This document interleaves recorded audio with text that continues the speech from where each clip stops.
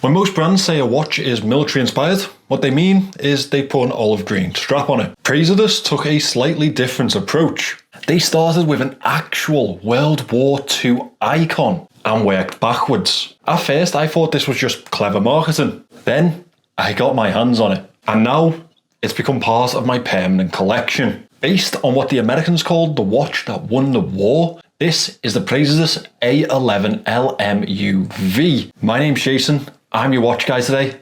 Let me show you why.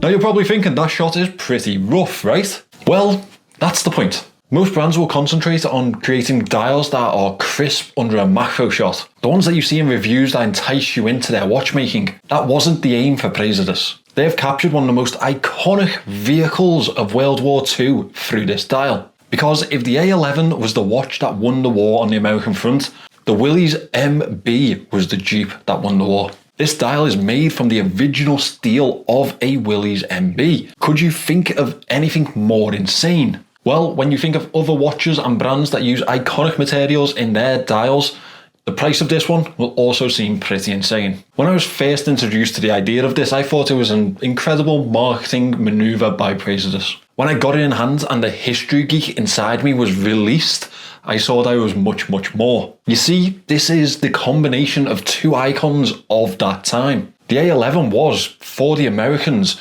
a piece of genius on soldiers' wrists. It brought legibility, durability, and of course, the hacking second to make mission synchronization possible. You'll have to try not to concentrate on the origins of the movement powering this one though, because for me that's beyond ironic.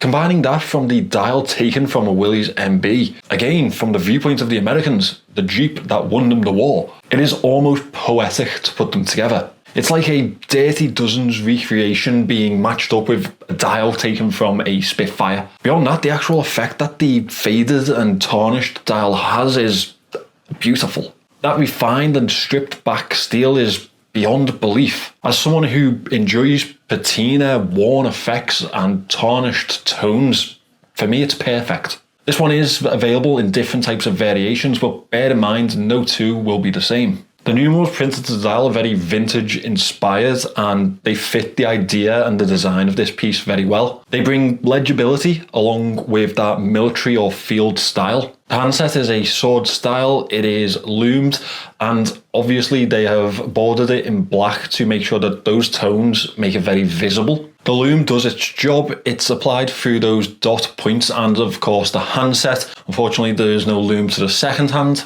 but I'll forgive it, that's not what I'm looking at here. The print at the lower section is the only aspect of marking throughout the dial, and I think for them it really tells the story of this piece. America's greatest contribution to modern warfare. And in hindsight, other contributions weren't exactly so good. Obviously the main selling point of the piece is that dial, and it's displayed beautifully below the heavily domed sapphire crystal, but it's not the only selling point. The A-11 case is iconic. I feel like I've used that word a lot, but it is. For me, it's just behind those of the Dirty Dozen. This one is sized up for those more modern desires and it comes in with 38mm in diameter. A well-proportioned size in my opinion, as it wears well for most daily activities, and that is combined with the 42mm lug-to-lug distance, which means pretty much any wrist size is going to be very comfortable with this. Especially myself when you consider I have a 6¼ inch wrist. It does still have some presence to it though.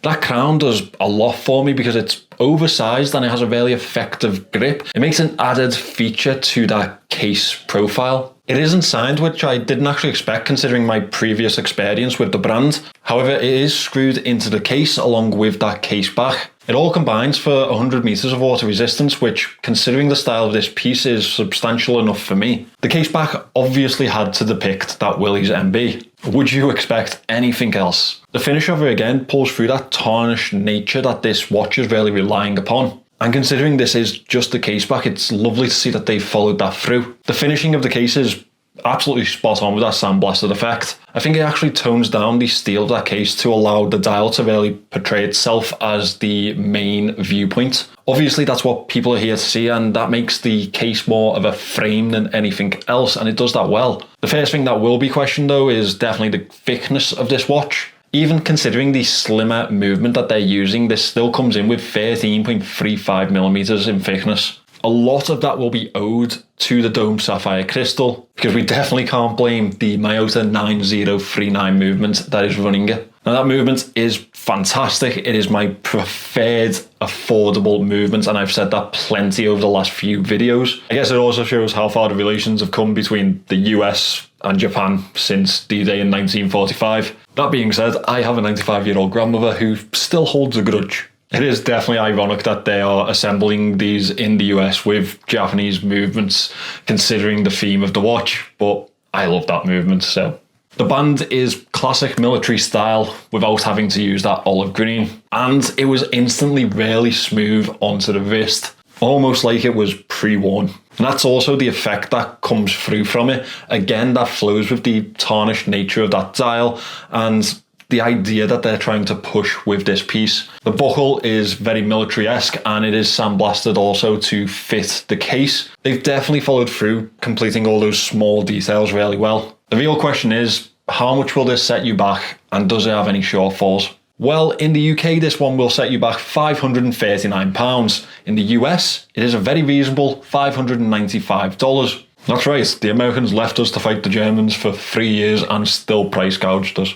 But either way, I think it's a really good deal, especially when you consider what's really on offer here. You have an iconic piece of material in that dial. You have a pretty premium movement, and it all just fits the narrative of this D-Day watch perfectly. I've never seen anything like this anywhere else, and it's just a perfect combination. That being said, it is still pretty thick for what is essentially a field-style watch. As well as that, I'm not exactly convinced by the tone of the handset with that lume. I don't think it plays perfectly with the yellow. I mean, I like it, but I think there could have been something a little bit extra done there to make it blend better. And obviously, the tarnished nature is not going to be for everyone. It's like picking up a bronze watch. Not everyone likes patina, so if you want something crisp and perfect, this one isn't for you. But this one is certainly for me. I'm a massive history geek. I love anything to do with that type of time frame. You will often find me scrolling through YouTube, looking through history documentaries to find a new story.